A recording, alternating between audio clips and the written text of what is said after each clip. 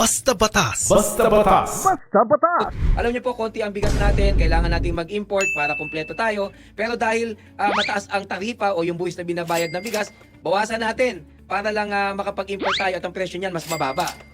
Kung sinasabi niyo hindi naman totoo na may pangangailangan tayo, ba't pinasa yung batas na yan? May nakinabang ba?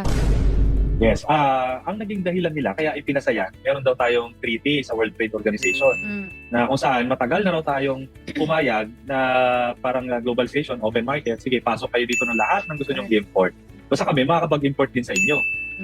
Yan yung naging basihan nila, yung globalization. May treaty daw sa GATT, WTO.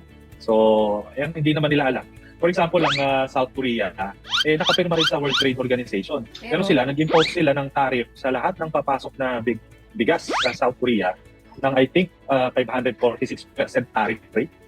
Kasi para sa kanila, ang bigas ay kasama daw sa kanilang kultura. Ayun, So, buti pa yung ibang bansa, talagang pinaglalaban nila yung kanilang bigas. Tayo, wala parang wala, ano na tayo, nangako na tayo sa kanila, ito pa rin natin. Ang problema, hindi rin po yung iba, for example, Indonesia at ibang bansa, napakaraming violator ng WTO treaties. Pero ano nangyari? Hindi naman sila napeperwisyo. Okay. So tayo, parang takot na takot tayong magkamali. Ayun na nangyayari. At our own expense. Nalulugi yung mga magsasaka natin. Basta Batas. Basta Batas. Basta Batas!